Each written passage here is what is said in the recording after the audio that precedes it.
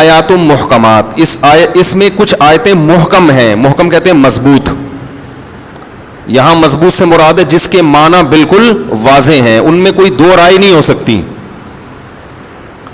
ہن ام الکتاب، وہ کتاب کی اصل ہیں، ام کہتے ہیں عربی میں ماں کو، وہ کتاب کی کیا ہے اصل.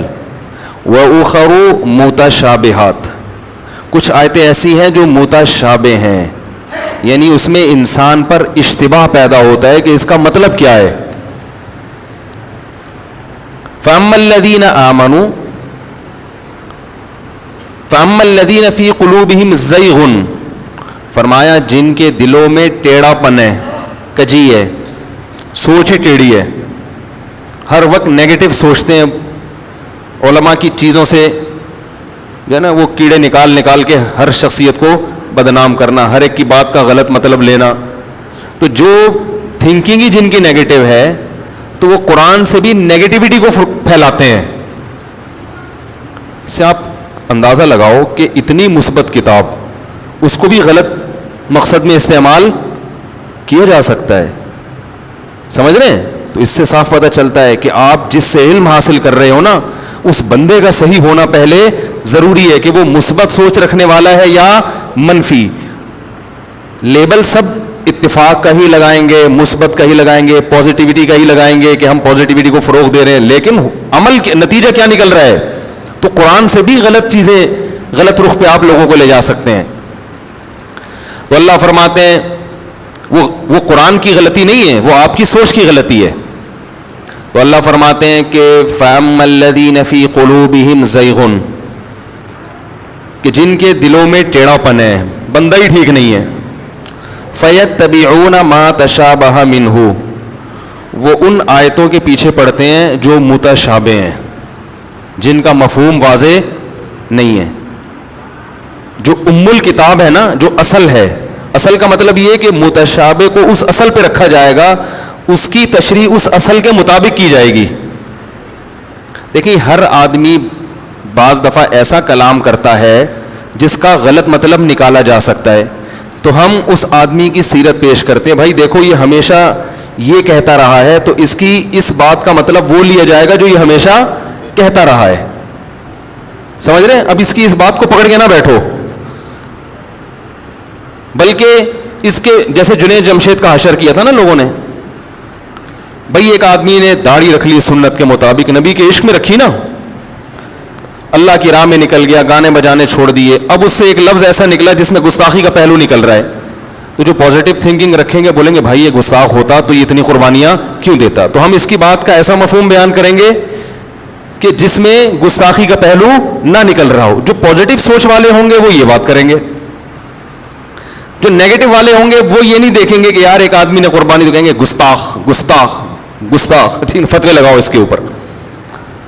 اور ایک آدمی ہے ہی گستاخ، اس کا کام ہی رسول اللہ صلی اللہ علیہ وسلم کے دین اور مذہب کو ختم کرنا، وہ جب گستاخی کرے گا وہی الفاظ کہے گا، اس کی ہم تعویل نہیں کریں گے، اس لیے کہ ہمیں ضرورت نہیں، ہم کہیں گے یہ تو بندہ ہی غلط ہے، اس کا تو کام ہی یہی ہے. بلکہ وہ اگر بعض دفعہ صحیح بات بھی کرے گا تو ہم کہیں گے یار کوئی سیاست لگ رہی ہے، ورنہ یہ ایسا آدمی ہے نہیں، دو نمبر ہی کر رہا ہے. ایک سے کسی نے پوچھا انٹرویو میں کہ تم صحابہ کو برا کہتے ہو؟ انہوں نے کہا نہیں ہم تو سب صحابہ کو مانتے ہیں، لیکن آہستہ سے بولا کہ ہمارے ہاں صحابہ کی ڈیفینیشن تھوڑی مختلف ہے، تو یہ کر کے آگے نکل لیے. اب یہاں کیا کر دیا؟ گھما دیا کہ بہت سارے صحابہ کو آپ نے صحابی کے لفظ کی ڈیفینیشن چینج کر کے بہت سارے صحابہ پر اب آپ ان کو برا بلا کہنا حلال کر دیا آپ نے، ٹھیک ہے نا. تو یہ ڈیفینیشن آپ نے اپنی حساب سے نکالی ہے. جس نے بھی ایمان کی حالت میں نبی کی زیارت کر لی بس وہ کیا ہے؟ صحابی ہے، نبی کا ساتھی ہے. تو خیر، تو قرآن بھی کہہ رہا ہے کہ جو متشابہ آیتیں ہیں وہ ام الکتاب نہیں ہیں، وہ اصل نہیں ہے، بلکہ جب بھی قرآن کی آیت یا حدیث کا بھی یہی حکم ہے، کوئی متشابہ ہوگی نا تو اس کو اصل پہ پیش کیا جائے گا جو بالکل واضح ہے، اس کو اس سے ہٹ کے الگ تفسیر نہیں کی جائے گی، اس پہ رکھا جائے گا کہ اس کا مفہوم کیا ہے. اس کی صحابہ میں تو بہت مثالیں ملتی ہیں. بہت سے لوگ فقہا کے اس اصول کو سمجھتے نہیں ہیں، تو وہ بڑے بڑے فقہا پر طنز کرتے ہیں، انہوں نے یہ حدیث کو تو رد کر دیا، اس حدیث کو تو، یہ حدیث کا تو یہ مطلب ہے، اس کو تو لیا ہی نہیں ہے. تو وہ چونکہ ان اصول سے واقف نہیں ہوتے. اور خاص طور پر میں ایک بات آپ سے عرض کروں، امام ابو حنیفہ رحمہ اللہ تعالیٰ کا اس بارے میں بہت ہی مضبوط اصول ہے. وہ اصول یہ ہے کہ جو بھی متواتر قرآن، یعنی قرآن کی آیت متواتر ہے نا، یا جو حدیث متواتر یا مشہور ہو، اس کے خلاف کسی بھی حدیث کو قبول نہیں کرتے، چاہے وہ بخاری مسلم ہی کی کیوں نہ ہو، وہ اس میں تعویل کرتے ہیں. اب لوگ یہ اصول جانتے نہیں ہیں تو کہتے ہیں دیکھو حنفیوں نے بخاری کی حدیث چھوڑ دی، مسلم کی حدیث چھوڑ دی، فلانی حدیث چھوڑ دی. حالانکہ حدیث چھوڑی نہیں ہے، بلکہ انہوں نے کہا یہ اس سے زیادہ مضبوط کے کیا جا رہی ہے خلاف، تو اس میں تعویل کی ہوتی ہے. 2 مثالیں دے کے میں اصل ٹاپک کی طرف آتا ہوں. یہ صرف بتانے کا مقصد یہ کہ فنٹر گیری چھوڑ دیں. بڑے بڑے فقہا جو ہے نا، ان سے اعتماد ختم کیا جا رہا ہے امت کے اسلاف سے، کہ ان کو تو قرآن و حدیث کا پتہ ہی نہیں تھا. اس کی ایک مثال میں آپ کو دیتا ہوں. بخاری مسلم کی حدیث ہے، حضرت فاطمہ رضی اللہ عنہا، وہ نہیں جو نبی کی بیٹی تھی، کوئی اور فاطمہ، انہوں نے حدیث بیان کی.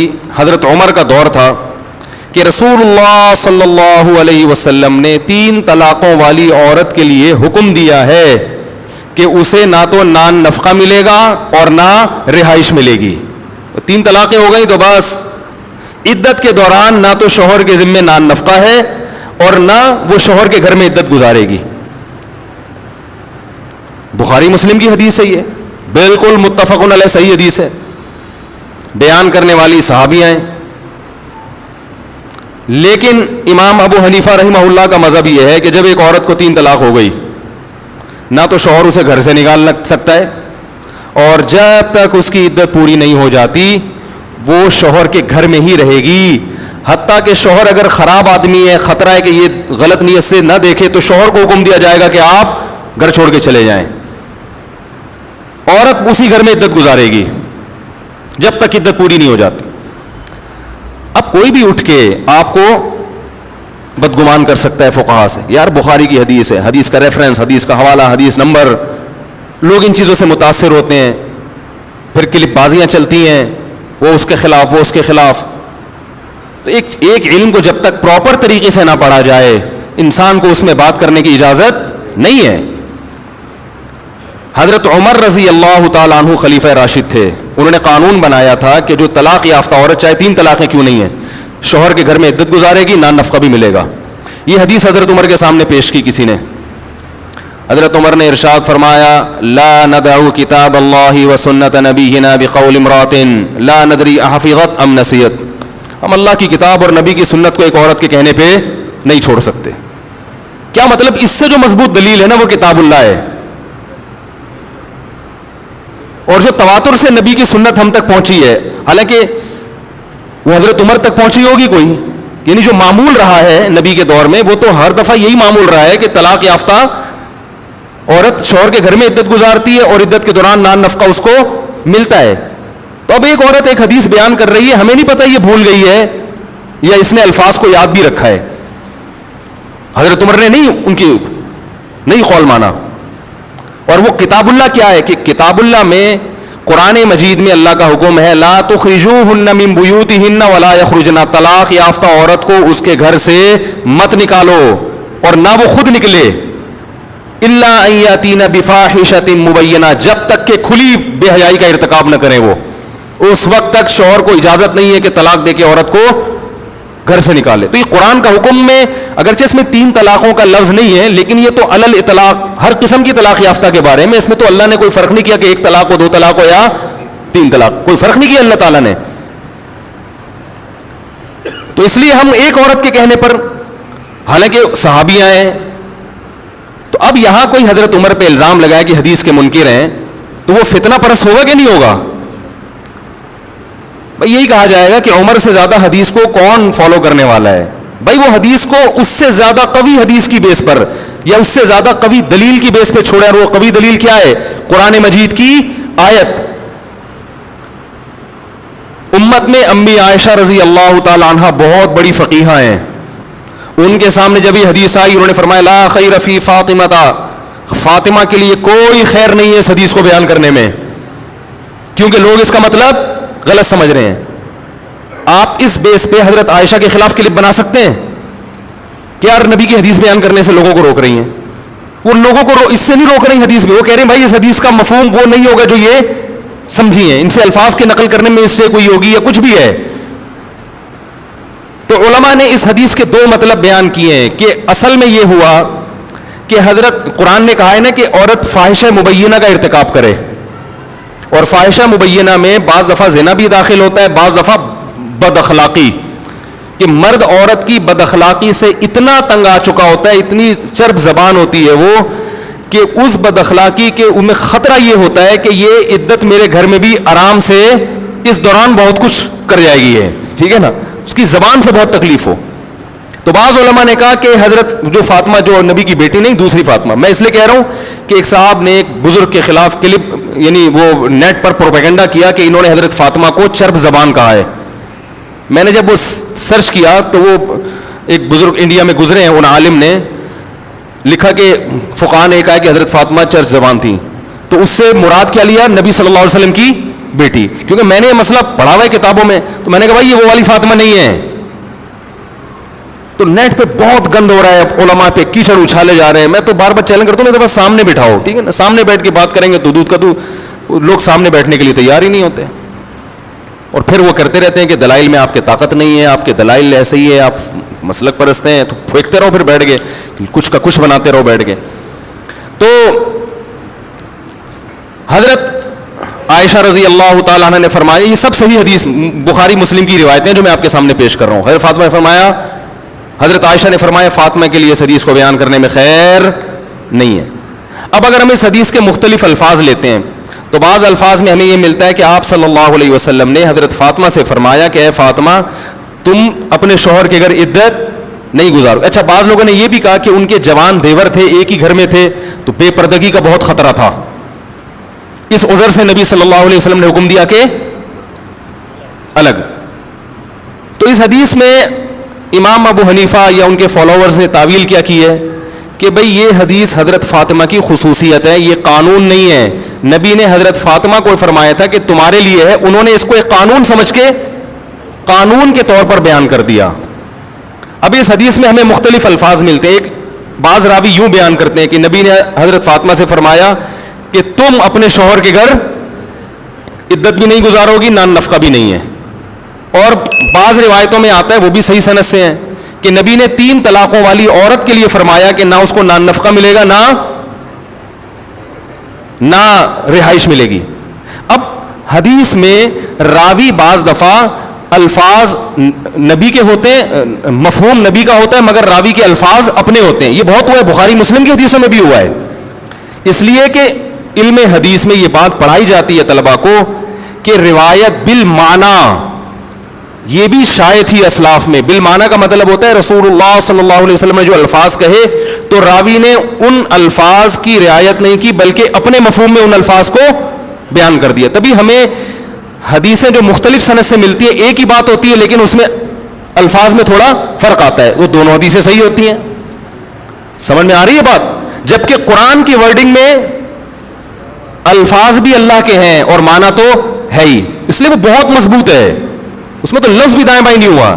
تو حدیث مضبوط ہے مگر قرآن سے زیادہ مضبوط نہیں ہے. اس لیے جو امام و حنیفہ خاص طور پر اس معاملے میں بہت حساس ہیں، کہتے ہیں قرآن کی جو نص ہوگی اس کے مقابلے میں خبر واحد چاہے وہ کتنی ہی مضبوط حدیث کیوں نہ ہو، جب تک کہ تواتر تک نہ پہنچ جائے یا حد شہرت تک نہ پہنچ جائے، اس وقت تک اس حدیث کے ظاہری معنی کو جو قرآن کے ظاہر کے خلاف ہوں گے قبول نہیں کیا جائے گا. تو حدیث رد کرنا مقصد نہیں ہے بلکہ قرآن کے ظاہر کو فالو کرنا، کیونکہ حدیث میں روایت بالمعنی ہے، روایت بالمعنی بھی ہوئی ہے کہ میننگ اپنے اس میں بیان کر دی. تو اب وہ یہ حدیث کی تعویل یہ کرتے ہیں کہ بھئی یہ حضرت فاطمہ کی خصوصیت تھی، لیکن بعد میں راویوں نے اس کو ایک لا کے طور پر بیان کر دیا کہ 3 طلاقوں والی عورت کے لیے نبی نے یہ حکم دیا. تو لوگ یہ سمجھے کہ یہ قانون ہے کہ جس کو بھی 3 طلاقیں ہوں گی اس کے لیے یہ حکم ہے. اب امام احمد ابن حنبل چونکہ حدیث کے ظاہر کو لیتے ہیں، ان کا یہ اصول ہے، تو تو امام احمد بن حنبل نے اس حدیث کے ظاہر کو لیا، اس لیے آج بھی سعودی عرب کے علماء یہی فتویٰ دیتے ہیں کہ 3 طلاقوں کے بعد نہ رہائش ہے اور نہ نفقہ ہے۔ بر صغیر کے علماء کہتے ہیں نہیں، رہائش بھی ملے گی اور نان نفقہ بھی۔ لوگ کہتے ہیں بھائی سعودی عرب کے علماء وہ عرب ہیں، وہ دین کے زیادہ قریب ہیں، ٹھیک ہے نا، وہ تو مکہ اور مدینہ میں رہتے ہیں، یہ انڈیا پاکستان کے مولویوں کو کیا آتا ہے؟ تو بات یہ ہے کہ انڈیا پاکستان کے مولوی فالو کس کو کر رہے ہیں؟ وہ ایک ایسے فقیہ کو فالو کر رہے ہیں جس کی فقاہت سب کے ہاں مسلم ہے، ایسے فقیہ کو فالو کر رہے ہیں، اور وہ قدیم ہے ان سب سے، وہ تابعین میں سے ہیں۔ امام ابو حنیفہ کی ملاقات ہوئی امام مالک سے، پہلے امام مالک امام ابو حنیفہ سے بہت بدگمان تھے، اس لیے بدگمان تھے کہ وہ کیونکہ ان کا مسلک بسا اوقات حدیث کے ظاہر کے خلاف جا رہا ہوتا ہے، حدیث کے ظاہری الفاظ کے، تو اکثر لوگ بدگمان ہو جاتے تھے کہ یہ تو حدیث کو نہیں مانتے۔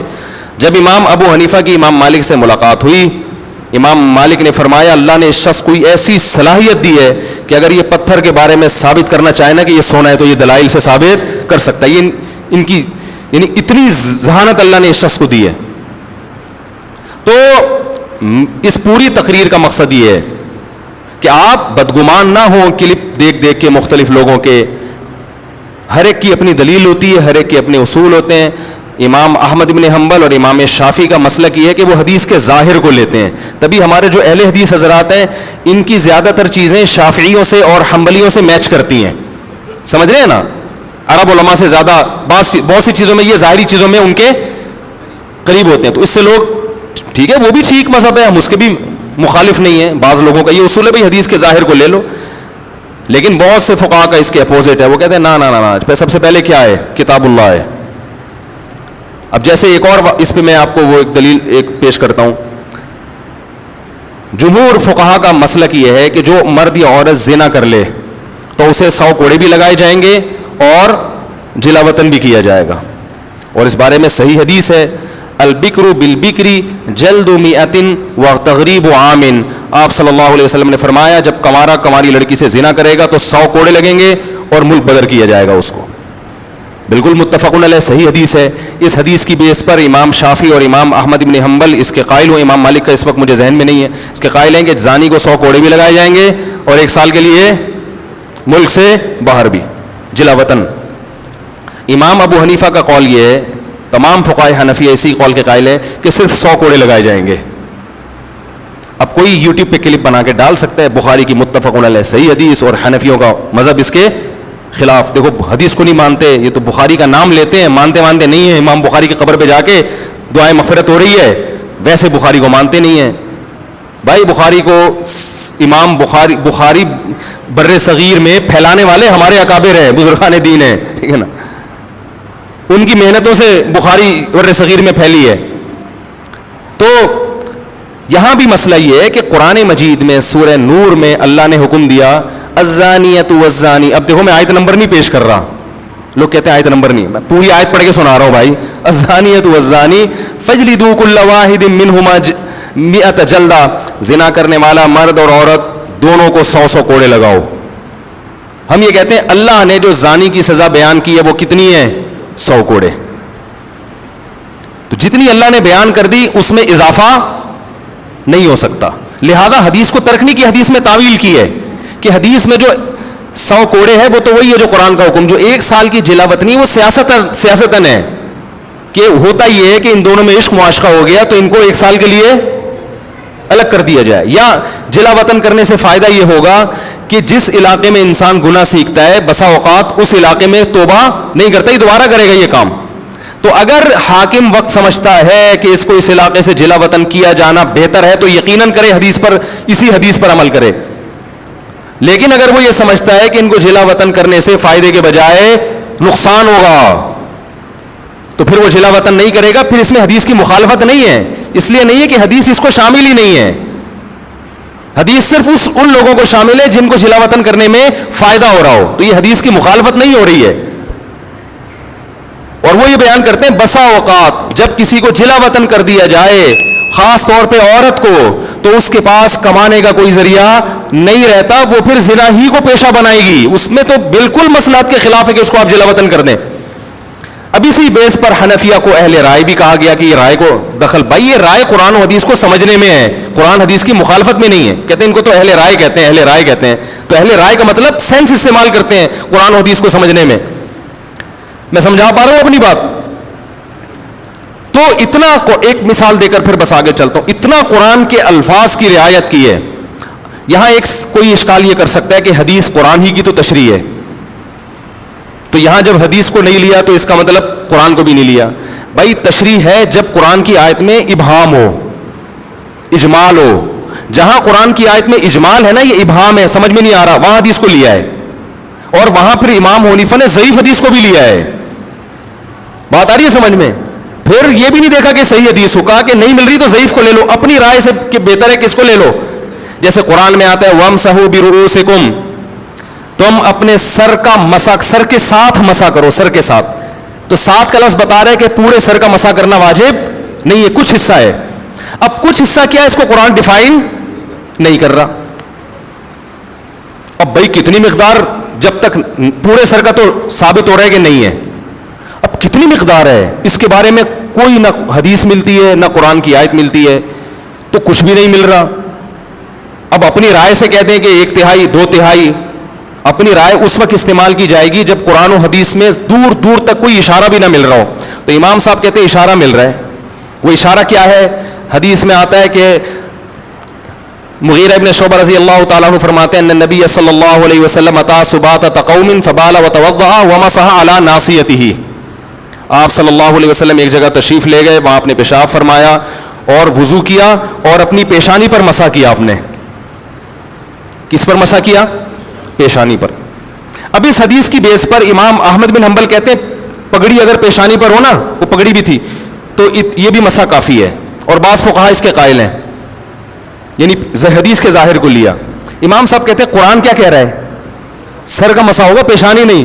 تو حدیث میں انہوں نے تعویل کی کہ یہاں پیشانی سے مراد پیشانی کے بقدر، کیونکہ بعض دفعہ مضاف کو حذف کر دیا جاتا ہے کلام میں. آپ کہتے ہیں میری گاڑی پنچر ہو گئی ہے، تو گاڑی کا ٹائر پنچر ہوا ہوتا ہے. آپ کہتے ہیں میں 3 پلیٹیں کھا گیا، حالانکہ پلیٹیں نہیں کھائی ہوتی، پلیٹ کے اندر جو بریانی ہوتی ہے وہ کھائی ہوتی ہے، آپ نے شارٹ کٹ میں پلیٹ کو کیا کر دیا؟ حذف. تو ہم کہتے ہیں کہ راوی نے اصل میں یہ بتانا چاہ رہا تھا مقدار ناسیہ پر مسح کیا. مقدار کا لفظ راوی گول کر گیا کہ بھئی سب سمجھ جائیں گے. تو مقدار ناسیہ 1/4 بنتا ہے، تو انہوں نے کہا کم از کم 1/4 سر کا مسح کیا ہے؟ ضروری ہے. اب کوئی پاگل اٹھ کے بولے کہاں سے نکالا 1/4 مسح، کہاں سے نکالا؟ بھائی پورا تمیز سے بیٹھ کے آمنے سامنے بات کرو گے تو ہم بتائیں گے یہاں سے نکالا. صحیح ہے نا؟ ایک دفعہ میرا جماعت المسلمین سے کوئی بحث ہو رہی تھی، انہوں نے کہا یہ جو امام حنیفہ نے نکالا ہے مسئلہ حنفیوں نے کہ 1 درہم جو ہے نا جو ہتھیلی کی کھائی، اس کے بقدر نجاست جب تک اتنی نہیں پھیلے گی تو کپڑا ناپاک نہیں ہوگا، اس سے کم کم نجاست کیا ہے؟ پاک ہے. 1-2 قطرے اگر پیشاب کے شلوار پہ لگ گئے تو وہ نماز ہو جائے گی. یہ کہاں سے نکالا ہے؟ اور وہ بڑا پروپیگنڈا کر رہے تھے، جماعت المسلمین کے تھے، یہ کہاں سے نکالا؟ قرآن میں تو آتا ہے وَثِيَابَكَ فَطَهِّرْ، اپنے کپڑوں کو پاک رکھیں، بار بار ہے نا قرآن میں. الطہارۃ شطر الایمان، اور لا يقبل اللہ الصلاۃ بغیر طہور، حدیث میں تو آتا ہے طہارت کے بغیر نماز قبول ہی نہیں ہوتی. اور یہ کہاں سے نکال دیا 2 قطرے پاک ہیں، یعنی 2 قطرے لگے ہوئے ہوں، تھوڑی سی نجاست لگی ہوئی ہو تو نماز کیا ہو جائے گی؟ ہو جائے گی. وہ بڑا پروپیگنڈا کر رہے تھے، 8-10 سال پرانی بات ہے. ہر جگہ دیکھو قرآن کے خلاف ابو حنیفہ کا مسلک، حنفی لوگ امام ابو حنیفہ کی اندھی تقلید کرتے ہیں اور قرآن حدیث کو چھوڑ دیتے ہیں. قرآن میں تو کہیں نہیں ہے. تو وہ مجھے کہیں ہم چاہے ان کی کوئی کمبختی تھی یا کیا تھا واللہ عالم. تو میں نے ان سے عرض کیا، میں نے کہا دیکھیں آپ قرآن میں جہاں یہ آتا ہے نا اپنے کپڑوں کو پاک رکھیں، قرآن میں یہ بھی آتا ہے ما جعل علیکم فی الدین من حرج، اللہ نے تمہارے دین میں ذرا بھی تنگی، ذرا بھی کا ترجمہ بھی جو گرامر جانتا ہے وہ کہے گا. من حرجن کا مطلب یہ نہیں کہ اللہ نے تنگی نہیں رکھی، من یہ بھی تاکید کے لیے اور تنوین بھی تقلیل کے لیے. من حرجن ذرا بھی تنگی نہیں رکھی ہے. میں نے کہا ایک حدیث. دوسری بات یہ کہ صحابہ کرام جب استنجا کیا کرتے تھے تو سب کے پاس پانی میسر نہیں تھا، ڈھیلوں سے استنجا ہوا کرتا تھا. جو لوگ پانی سے استنجا کرتے تھے قرآن نے ان کی تعریف کی ہے، اس زمانے میں نا کہ پانی سے استنجا کر رہے ہیں. قرآن نے تعریف کی, صفائی پسند لوگ ہیں. صحابہ میں اکثریت اس لیے کہ ایسے واش روم نہیں تھے عرب میں, تو پانی کا حصول بہت مشکل تھا. یہ بات تو حدیث سے ثابت ہے کہ نبی صلی اللہ علیہ وسلم نے فرمایا جو استنجا کرنا چاہتا ہے 3 ڈھیلوں سے استنجا کرے. صحیح ہے نا؟ تو میں نے کہا ڈھیلے سے جب استنجا کرے گا, جو حدیث سے صحیح حدیث سے ثابت ہے, جس کو آپ بھی مانتے ہو میں بھی مانتا ہوں کہ پانی سے استنجا ضروری نہیں ہے, تو ڈھیلے سے جب استنجا کرے گا تو نجاست اپنی جگہ سے مکمل صاف نہیں ہوتی. جب آپ نے پیشاب کیا, ڈھیلے سے استنجا کیا, تو کیا وہ جگہ سے مکمل پیشاب زائل ہو گیا ہے؟ مکمل پانی کے استعمال کیے بغیر زائل نہیں ہوتا. تو اب امام صاحب نے کہا کہ قرآن کہہ رہے کہ دین میں تنگی نہیں ہے, اور اتنا اپنے جسم کو پاک رکھنا کہ ایک سوئی کے ناکے کے برابر ٹپکا بھی نہ لگے, یہ پریکٹیکلی ممکن نہیں ہے. آ رہی ہے سمجھ میں؟ کہیں بھی جا رہے ہوتے ہیں چھینٹیں لگ جاتی ہیں کچھ نہ کچھ. جب آپ پیشاب کرتے ہیں, جو آج کل WC کا سسٹم ہے, کیا یہ کوئی یقین سے کہہ سکتا ہے کہ 1-2 چھینٹیں بھی نہیں لگی ہوں گی؟ کچھ نہ کچھ تو ہوتا ہے. تو میں نے کہا اب وہ کچھ مقدار تو بہرحال مستثنا کرنی پڑے گی جو خاطر میں نہیں ہے.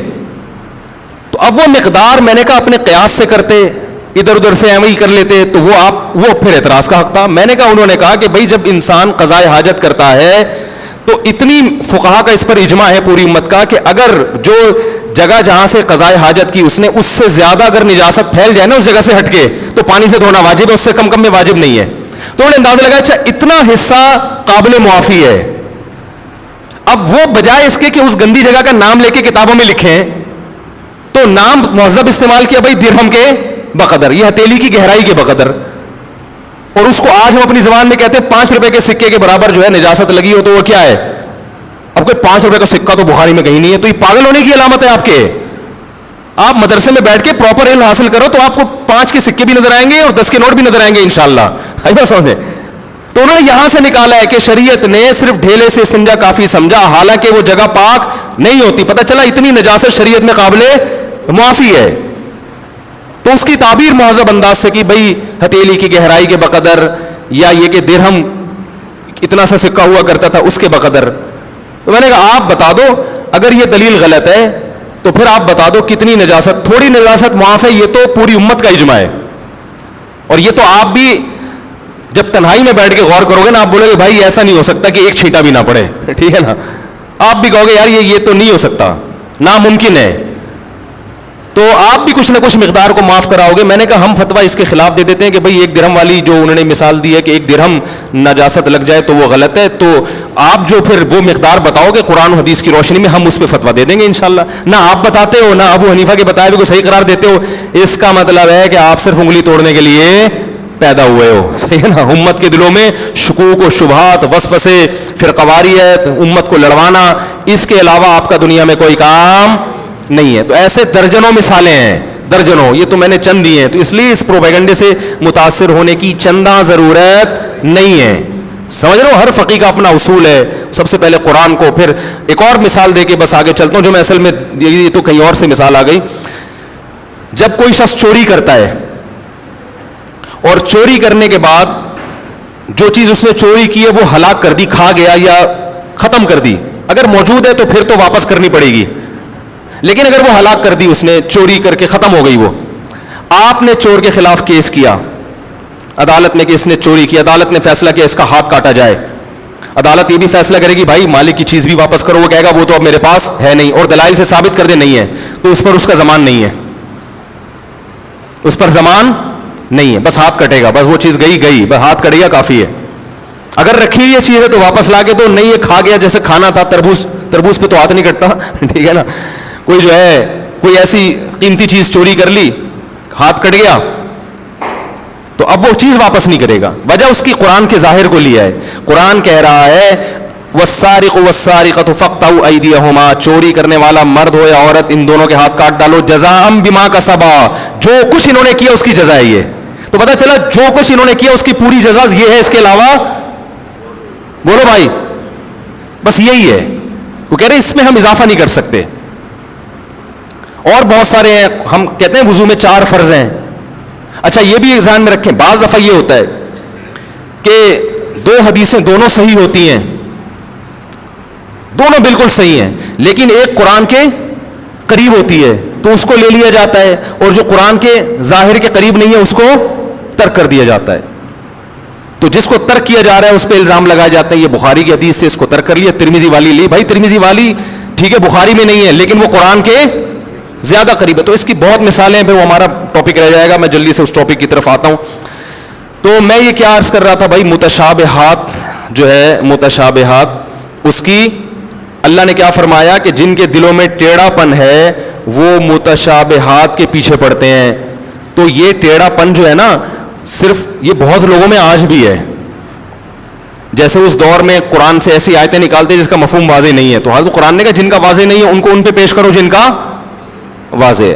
تو کسی کی بات کا ایسا مطلب لیا جائے گا جس پہ وہ خود راضی بھی ہو, ایسا مطلب لینا جس پہ وہ راضی نہ ہو وہ مطلب کبھی بھی نہیں لیا جائے گا کسی کی بات. اور اسی میں ہمارے سیاستدانوں سے جو بعض دفعہ غلطیاں ہو جاتی ہیں بیان کرنے میں, وہ جو ایک بات ہو گئی تھی کہ وہ لوٹ مار میں لگے ہوئے تھے, غلط جملہ تھا یہ لوٹ مار والا. غزوہ احد کے بارے میں کہنا بالکل درست نہیں تھا, لیکن اس میں بھی آپ کو تھوڑا سا یہ سینس سے کام لینا چاہیے کہ ایک آدمی کا مقصد صحابہ کی گستاخی نہیں ہے, وہ نہ وہ اردو کا ماسٹر ہے اور وہ صحابہ کے فضائل میں ایک چیز بیان کر رہا ہے. اب ایسا آدمی اگر لوٹ مار کا لفظ استعمال کرے گا تو آپ زیادہ سے زیادہ اس کو یہ کہیں گے بھائی الفاظ میں کیا کریں, احتیاط کریں. لیکن اس کو یہ کہنا کہ یہ صحابہ کا گستاخ ہے, ان لوگوں کو تو یہ تو گستاخ لوگ ہیں, یہ آپ کے ذہن کے پست ہونے کی علامت ہوگی. تو یہ ہوا تھا نا کچھ دن پہلے ایک بیان آ گیا تھا کہ وہ صحابہ کرام لوٹ مار میں گئے, تو بھائی یہ لوٹ مار کا لفظ بالکل نامناسب ہے, اتنا کافی ہے بھائی یہ الفاظ کیا کریں, آئندہ الفاظ ذرا احتیاط سے استعمال کریں. لیکن اس پہ اتنا نہیں کیا بلکہ ایسا اس پہ یعنی ایک ہنگامہ برپا کیا گیا ہے کہ گستاخ گستاخ گستاخ. تو وہی بات ہے کہ یہ مجھے تو ایسا لگتا ہے ہمارے ان جذباتی پن سے لبرل لوگوں کو طاقت مل رہی ہے. وہ یہ کہہ رہے ہیں, وہ یہ کہیں گے مذہبی لوگوں کو بالکل بند کر دو, یہ نہیں جینے دیں گے ہمیں, یہ کسی پہ کسی بھی وقت کوئی بھی فتویٰ لگا سکتے ہیں. تو غلط کو تو غلط ہی کہا جائے گا, لیکن جتنا غلط ہے جتنا غلط ہے اتنا کہا جائے گا, اس سے زیادہ نہیں کہا جائے گا. نبی صلی اللہ علیہ وسلم کی سیرت میں ہمیں بہت سی مثالیں ملتی ہیں. صحابی رسول نے باقاعدہ نبی کا صحابہ کا راز فاش کر کے مشرکین مکہ کو بتایا کہ آپ صلی اللہ علیہ وسلم مکہ پہ حملہ کرنے والے, حالانکہ آپ نے چھپایا ہوا تھا. حاتب ابن ابی بلتع رضی اللہ تعالیٰ عنہ غالباً راز شو کر دیا, اور اس نیت سے کہ میرے رشتہ دار کم از کم وہاں پہ محفوظ ہو جائیں. گرفتار ہو گئے, پکڑے گئے. حضرت عمر نے کہا کہ ان کی گردن اڑاتا ہوں میں. وہ راز فاش کیا, آپ صلی اللہ علیہ وسلم نے فرمایا نا نا نا نا, دیکھو کوئی اور آدمی یہ کام کرتا آپ حکم دیتے گردن اڑاؤ. جاسوسوں کی گردنیں اڑائی ہیں آپ نے؟ فرمایا نہیں, یہ تو بدر میں شریک ہوئے ہمارے ساتھ. تو جو اگر یہ ہمارے دشمن ہوتے تو بدر میں شریک ہوتے ہمارے ساتھ ہی ہے. نہیں یاری بات میرا خیال ہے بھائی, جو بدر میں شریک ہوئے ان کی تو اللہ نے گواہی دی ہے. تو پھر آپ نے پوچھا کہ حاتب تم نے ایسا کیوں کیا؟ انہوں نے فرمایا یا رسول اللہ مجھے یقین تھا کہ اللہ فتح عطا فرمائے گا آپ کو, میری مخبری سے کچھ نہیں ہوگا, لیکن میرے کمزور رشتہ دار ہیں, میں چاہ رہا تھا یہ خبر میں لیک آؤٹ کروں گا تو مشرکین مکہ کم از کم میرے رشتہ داروں کا تھوڑا خیال کر لیں گے. آپ نے چھوڑ دیا ان کو. یہی غلطی کسی اور سے ہوتی تو آپ, حدیث سے ثابت ہے کہ جاسوس کو آپ نے کیا کیا ہے, مخبر کو قتل کیا ہے, لیکن ان کو قتل کیوں نہیں کیا؟ بدر کا حوالہ دے کے. تو یاد رکھو میرے بھائی, کوئی سیاستدان, کوئی عالم, کوئی بھی شخصیت ممبر پہ بیٹھ کے بات کرے, اس کی زبان سے زبان لڑکھڑا گئی, الفاظ غیر شائستہ استعمال ہو گئے, تو آپ اس پہ گستاخ کا فتویٰ لگانے سے پہلے اس کے ماضی کو اٹھا کے دیکھیں آپ کہ یہ کیا فطرتاً گستاخ ہے یا اس سے غلطی سے یہ لفظ زبان سے نکل گیا ہے. اردو نہ آنے کی وجہ سے, بعض دفعہ اردو آتی ہے, سب کچھ ہوتا ہے, پھر بھی انسان سے نکل جاتے ہیں الفاظ. یہی حشر جنید جمشید کا کیا, یہی جن میں نام نہیں لوں گا, جو ایک ہر آدمی دوسرے کی غلطی کو نا کیش کرانے کی کوشش میں لگا رہتا ہے کہ غلطی کرے, اور اوپر سے تو احتجاج کر رہے ہوتے ہیں, اندر سے بڑے خوش ہوتے ہیں الحمدللہ بہت اچھی غلطی ہوئی آپ کی, زبردست غلطی ہوئی, بڑا مزہ آیا, 2-4 ایسی غلطیاں اور کر دو بس. تو ایسے لگ رہا ہوتا ہے کہ ذلیل کرنے کا ہمیں کیا مل گیا, موقع مل گیا. تو یہ ہمارے نبی کی سیرت نہیں ہے. سمجھ رہے کیا بات تھی یار, کہاں سے کہاں بات چلی جاتی ہے. متشابہات پہ بات چل رہی تھی نا, تو متشابہات لوگ کہتے ہیں قرآن و سنت کی بات کیا کرو, کیا ادھر ادھر لے کے, یہ جتنی بات اول سے آخر تک کر رہا ہوں نا میں, چشمہ لگا کے, اچھا والا چشمہ لگا کے دیکھیں تو آپ کو نظر آئے گا کہ یہ عین قرآن و سنتی کی بات ہو رہی ہے. سمجھ رہے ہو, عین قرآن و سنت ہی کی بات ہو رہی ہے. قرآن و سنت کو جب تک موجودہ زمانے کی مثالوں پر منطبق نہیں کیا جائے گا نا تو عمل کی توفیق نہیں ملتی. آپ 100 دفعہ بیان کریں کہ ناپ تول میں کمی حرام ہے, ناپ تول میں کمی حرام ہے, یہ تو قرآن میں تو کہا ہے نا ویل للمطففین, تباہی ہے ان لوگوں کے لیے جو ناپ تول میں کمی کرتے ہیں. درس جتنے لمبی دیتے ہیں مؤثر نہیں ہوگا. آپ بتائیں گے کہ ہماری بزنس میں تاجر لوگ کیا کر رہے ہیں, صدر میں کیا ہو رہا ہے, بہادر آباد میں کیا ہو رہا ہے بھائی, لی مارکیٹ میں کیا ہو رہا ہے, پھر یہ درس مؤثر بنے گا. آپ کو بتانا پڑے گا بھائی وہ جو گنے کے رس والے آج کل کیا کر رہے ہیں, گنے کے رس والے کلر بھی ڈال رہے ہیں, صحیح ہے نا, اور اسکرین بھی ڈال رہے ہیں. اب لوگ بولے یار یہ گنے کے رس والوں کے پیچھے پڑ گیا, ہم نے تو اس کو بٹھایا قرآن حدیث پہ بات کرنے کے لیے. تو بھائی جان جو گنے کے رس میں اسکرین کی مخالفت کر رہے ہیں وہ قرآن حدیث ہی کی بات کر رہا ہے. قرآن نے تو اصول ضابطے بیان کر دیے نا. علماء, اب یہ علماء کی ذمہ داری ہے کہ اس کو موجودہ حالات پر منطبق کریں. اس طرح سے غلطی ہو رہی. اب میں نے جو حدیث پیش کی حاتب ابن ابی بلتع والی, کہ اتنا بڑا ان سے جرم ہوا مگر نبی نے ان کے سابق زندگی کو دیکھ کر معاف کر دیا, فرمایا ان کی نیت غلط نہیں ہے, نیت غلط نہیں, جرم ہے بہت بڑا, کوئی اور کرتا مار دیتے. یعنی بزبان حال آپ یہی کہہ رہے ہیں, ان کو نہیں ماروں گا, یہ تو اپنے آدمی ہے, یہ ان کے سابق عمل بتاتا ہے کہ یہ ایسے نہیں ہے. اب لوگ ماضی کے حالات بھی لوگوں کے پیش کرتے ہیں, فلاں ایسا تھا. بھائی فلاں ایسا تھا لیکن فلاں نے یو ٹرن بھی تو لیا ہے. اگر اب بھی ایسا ہوتا تو پھر ایسا تھوڑی ہوتا, ٹھیک ہے نا, اب بھی ایسا ہوتا جیسا پہلے تھا تو پھر اب اس کی یہ حالات نہ ہوتے. تو بدگمانیاں بس اللہ کی پناہ ہے یار.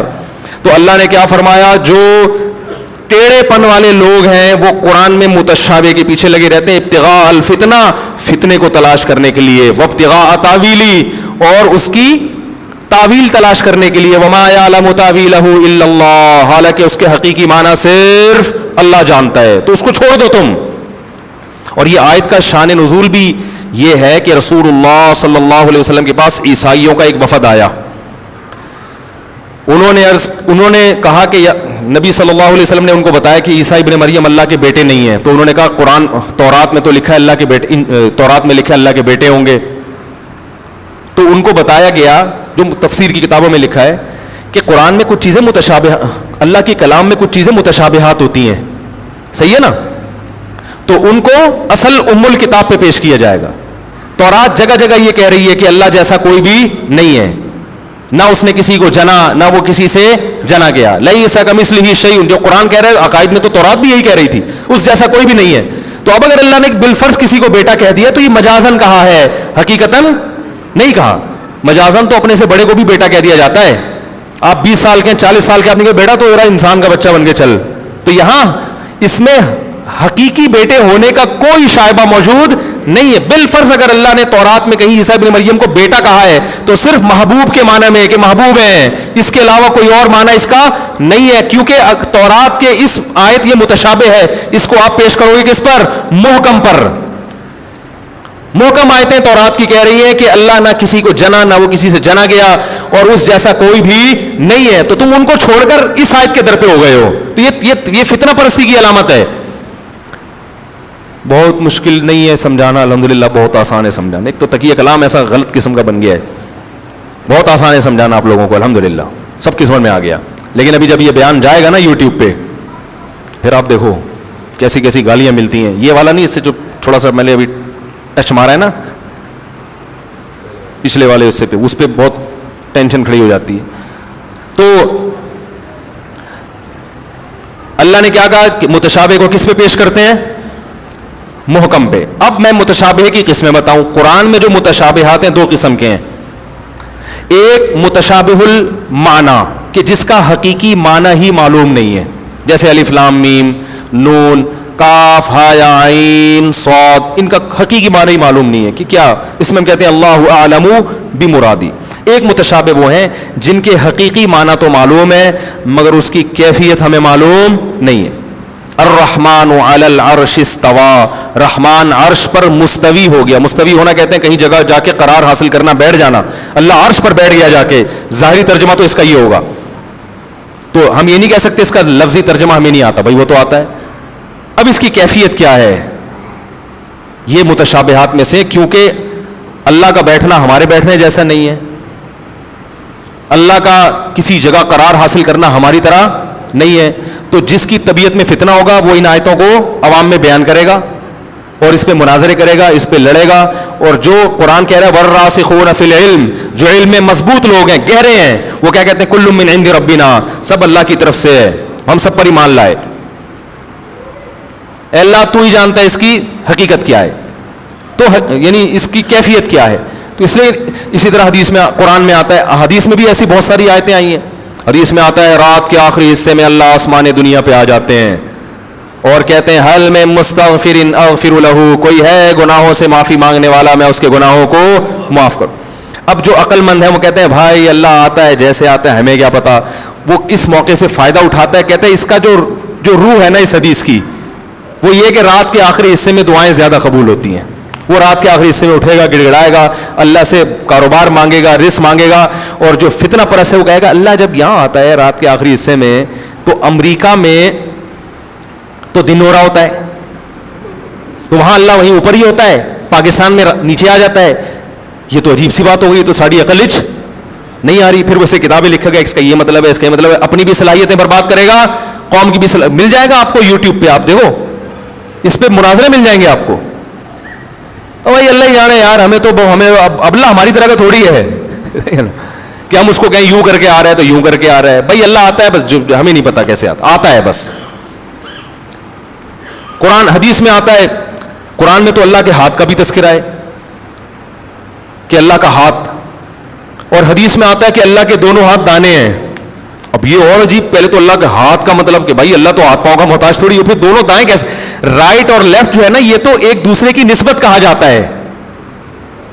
یہ چیز لیفٹ ہے اس کی نسبت، اور یہ رائٹ ہے اس کی نسبت. اگر میں یہاں لے آؤں یہ، تو یہ لیفٹ بن گئی اس کی نسبت. لیفٹ رائٹ بذات خود تو کچھ نہیں ہوتا نا، لیفٹ کا مطلب ہوتا ہے اس کی نسبت لیفٹ میں ہے. تو دونوں ہاتھ رائٹ عقلی طور پر تو پاسبل ہے ہی نہیں. جب ایک ہاتھ ہے تو اس کے مقابلے میں دوسرا یقیناً لیفٹ ہی ہوگا، لیکن حدیث میں آتا ہے دونوں کیا ہے؟ رائٹ. کیونکہ لیفٹ جو ہے نا، لیفٹ کا لفظ ایک نحوست کی علامت سمجھا جاتا ہے. تو اللہ کے ہاتھ میں تو برکت ہی ہے بھائی. تو اس لیے ہم کہیں گے بھائی جیسے ہے. ایک روایت میں یہ بھی آتا ہے کہ اللہ روٹی پکائیں گے اپنے بندوں کے لیے قیامت کے دن، ٹھیک ہے نا. اب جو سینس لیس لوگ ہیں وہ تو پاگلوں کی طرح پاگل ہوتے رہیں گے. جن کو اللہ نے شعور دیا وہ کہیں گے بھائی نبی بیان کر رہے ہیں، ہم سن رہے ہیں، بس اللہ محبت کا اظہار کریں گے جس طرح سے کریں گے، اللہ کی مرضی. اللہ نے قرآن میں کہا کہ اے شیطان تو نے اس آدم کو فرشتہ نہیں، اس آدم کو سجدہ کیوں نہیں کیا، لما خلقت بیدی، جس کو میں نے اپنے دونوں ہاتھوں سے بنایا ہے. اب اللہ جانتا ہے بھائی یہ دونوں ہاتھ سے بنانا محبت سے بھی کنایا ہوتا ہے نا، کہ محبت سے. تو بس اللہ نے دونوں ہاتھ سے بنایا، پتہ نہیں کیسے بنایا بھائی، ہاتھ ہی سمجھ میں نہیں آ رہے ہمیں تو دونوں کہاں سے، اور پھر دونوں سے بنانا کہاں سے آئے گا. بس ہم سمجھ گئے کہ کہنا کیا چاہ رہے ہیں، اللہ تعالیٰ بتانا کیا چاہ رہے ہیں. بھائی بڑے پروٹوکول سے بنایا ہم، اور تو اس کو سجدہ نہیں کر رہا. میں تجھے کہتا گدھے کو سجدہ کر، شیر کو سجدہ کر، الو کو سجدہ کر، تو نہیں کرتا. سمجھ میں آتا ہے یہ تو بڑی، تجھے پتا ہے بڑا اہتمام کیا اس کے بنانے سے پہلے میں نے فرشتوں کو اطلاع دی ہے کہ ایک مخلوق لا رہا ہوں دنیا میں. تو عقل مند لوگ ان چیزوں میں نہیں پڑتے. اللہ عرش پر ہے جیسے کہ اس کی شان ہے، ہمیں نہیں پتا. اور الیہ یصعد الکلم الطیب، پاکیزہ کلمات اللہ کی طرف آسمان پہ جاتے ہیں. کیسے جاتے ہیں؟ اب لوگ کہتے ہیں اس پہ جہت لازم آ رہی. بھائی تمہارے لیے لازم آ رہی ہے، ہمارے مجھے بھی لوگ، میں جس کا بیان دیتا ہوں بہت نیگیٹو کمنٹس آتے ہیں. ایک صاحب نے مجھے بہت کہا کہ آپ نے کہا اللہ عرش پر، اس کا مطلب اللہ کا مکان لازم آ رہا ہے. جب مکان لازم آ رہا ہے تو جہت لازم آ رہی ہے. اس کی سمت میں تو اللہ کا کوئی جسم ہے، اس کا مطلب وہ سمت میں تو جسم ہی ہوتا ہے. اور میں نے کہا بھائی باولا ہو جائے گا تھوڑے دنوں میں، باولا ہو جائے گا اور مجھے بھی باولا کر دے گا. میں نے کہا حدیث میں آتا ہے ایک باندی رسول اللہ صلی اللہ علیہ وسلم کے پاس آئی. آپ صلی اللہ علیہ وسلم نے اس سے پوچھا این اللہ، اللہ کہاں ہے؟ اس نے انگلی اٹھا کے آسمان کی طرف اشارہ کیا، فی السماء، آسمان میں. آپ نے فرمایا اعتقھا فانھا مومنہ، اس کو آزاد کر دو یہ مومن ہے. تو میں نے کہا جو اس حدیث کا مطلب تھا میرا مطلب بھی وہی ہے. اب جا بیٹھ کے آپ کتابیں لکھو، اس پہ کچھ بھی لکھو. نبی نے اس عورت کو نہیں فرمایا کہ تمہارا یہ تو جہت لازم آ رہی، تو مکان لازم آ رہا ہے، تو فلانا لازم آ رہا ہے، ڈمکانا لازم آ رہا ہے. آپ بیٹھ کے اس کی تعویلیں کرتے رہو، مجھے کوئی اعتراض نہیں ہے. میں نے کہا میں اسی کو لے رہا ہوں بھائی، ظاہری الفاظ تو یہی ہیں. اوپر کہنے میں جیسے ان باندی نے کہہ دیا کہ اللہ اوپر ہے، تو ہم بھی کیا کہیں گے بھائی؟ اللہ آسمان پہ. اب کوئی ہم سے پوچھے یہ تو جہت لازم آ رہی ہے، بھائی تم ہمیں نہیں پتا کیا لازم آ رہا ہے، یہ متشابہات میں سے، ٹھیک ہے نا. ہمیں جس طرح اللہ نے بتا دیا ہم اس پر ایمان لائیں گے. کوئی اعتراض کرے گا ہم بولیں گے بھائی یہ اعتراض جب ہوتا کہ جب اللہ کو ہم اپنے اوپر قیاس کریں. کو ستار بھائی اوپر ہیں، پھر آپ کو وہ تو یہ بیٹھے ہوئے ہیں، اوپر کہاں سے ہو گئے؟ میں کہوں بھائی باقی ستار بھائی تو دو جگہ تو ایک ٹائم پہ ہو نہیں سکتے. کیا خیال ہے؟ تو اللہ ہے بھائی، لیس کمثلہ شیء، اس کی حقیقت ہماری عقل سے بالا تر ہے. تو آسمان دنیا پر بھی آتا ہے، وہ عرش پہ بھی ہوتا ہے اسی وقت پہ، ہمیں نہیں پتا کیسے ہوتا ہے. اور بعض علماء نے کہہ دیا اللہ کی رحمت آتی ہے آسمانوں پہ، تو اس کو اللہ نے آنے سے تعبیر کیا. وہ بھی بہت سے علماء کا مذہب ہے کہ اس میں تعویل کی جائے گی، لیکن ایسی تعویل جو قرآن و حدیث سے میچ کر رہی ہو. ہم اس مذہب کو بھی درست مانتے ہیں، لیکن ہم کہتے ہیں کہ تعویل کی ضرورت نہیں ہے، کہ جب ایک لفظ ظاہر ہے تو اس کو ظاہر پر ہی چھوڑ دیا جائے، ٹھیک ہے نا. تو متشابہ کے دو ہو گئے، ایک متشابہ المعنی کہ جس کے مطلب ہی معلوم نہیں ہے، اور ایک متشابہ الکیف، حقیقی مطلب تو معلوم ہے، کیفیت معلوم نہیں ہے. ہاتھ ہے، حدیث میں آتا ہے اللہ اپنی پنڈلی کو ظاہر کریں گے، لوگ سردے میں گر جائیں گے. اور حدیث میں آتا ہے والسماوات مطویات بیمینی والارض جمیعا قبضۃ، قیامت میں ایک مٹھی میں زمین ہوگی اور سارے آسمان اللہ کے دائیں ہاتھ میں لپٹے ہوئے ہوں گے، ٹھیک ہے نا. تو بس جو اللہ کا مطلب ہے. باقی قرآن کی جو آیتیں الحم سے لے کے والناس تک، اس میں قرآن کہہ رہا ہے لیس کمثلہ شیء، اللہ جیسا کوئی بھی نہیں ہے، تم اس کی ادراک نہیں کر سکتے.